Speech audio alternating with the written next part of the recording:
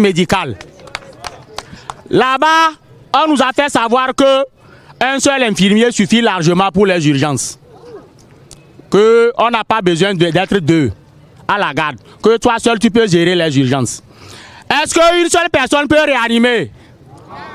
Hein? Est-ce qu'une seule personne peut faire la réanimation? L'urgence est là-bas. En fait, ça n'existe que de nom. Il n'y a aucun matériel. Oxygénation, zéro.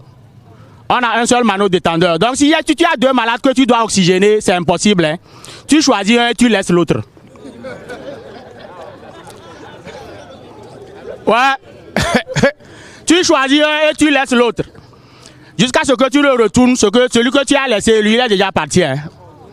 Aha. Donc c'est nos conditions, ça. Aucun matériel au service des urgences médicales. Alors la direction est au courant. Mais jusqu'alors, ça fait des années. Hein? Aucun équipement, pas de brancard.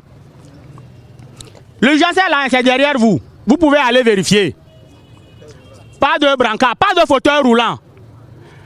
Alors les lits sont pleins. Si les lits sont pleins, avant là, c'est par terre, on déposait les malades. On avait les lits dehors, de l'autre côté. La direction est venue dire que ça n'honore pas le CHU. De dégager les lits, que c'est mieux de mettre les malades par terre. Ils sont là, et si je m'arrive qu'à venir, on va parler. Camarades, salut! Camarades, salut! C'est pas fini.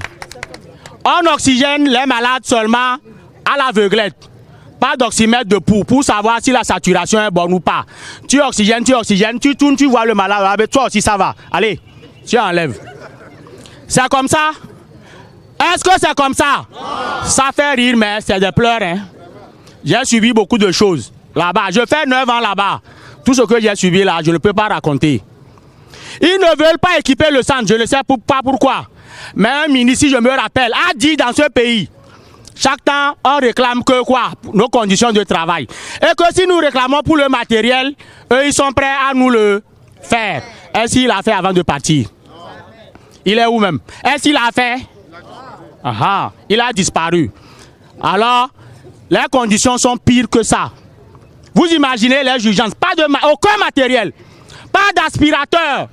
Si le malade est encombré, tu dois courir, aller où? À la réa pour prendre l'aspirateur. Et si eux aussi ils utilisent, alors tu reviens, tu vois seulement le malade. Jusqu'à l'agonie. Vous voyez les conditions? Voilà. On dit parlez de vos conditions. Vous ne voulez pas parler. Tout ce que j'ai dit là, la liste est chez eux. Hein? Le scanner, ça n'en parlons pas. Est-ce que c'est un scanner neuf qu'on nous a payé? Est-ce que le scanner est neuf? Aha.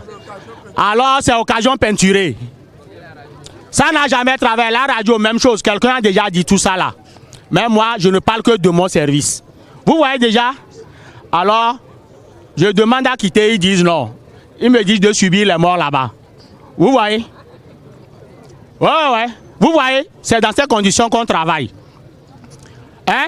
Les collègues, les gens ont fait plus de 20 ans. On nous a forcés à faire la fonction publique, ou bien? Et puis ils disent pas de bonification.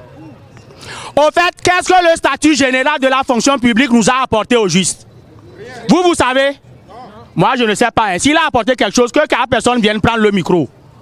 Au fait, c'est pour nous nuire qui se sont réunis pour voter le statut général de la fonction publique, qui est vide de tout contenu. C'est rien que les phrases qu'ils ont alignées là-bas. Est-ce que c'est les phrases que nous voulons? Est-ce que c'est les phrases que nous voulons? Le statut est vide. Jusqu'alors, on ne sait pas ce que le statut général là nous a apporté. Moi, je ne sais pas. Hein. Si quelqu'un sait, qu'il vienne dire. Ok. Camarades, salut! Un peu de silence. Moi, je pense que nos dirigeants là ne nous prennent pas en compte. J'ai l'impression qu'ils nous piétinent de trop. Parce que ce que la SAIFAM vient de dire ici, moi-même, j'ai été un cas là-bas. J'étais là pour accoucher quand la SAIFAM a accouché une autre. Mais quand bien même je suis personnel, elle ne peut pas laisser l'autre pour venir m'accoucher mon enfant.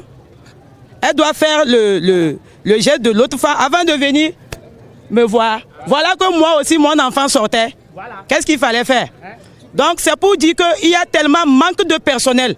Au moins si on peut avoir 2 ou 3 sages-femmes pour une garde, il y aura une à l'admission pour accueillir les femmes enceintes, il y aura une autre à la salle d'accouchement, une autre à la salle de préparation.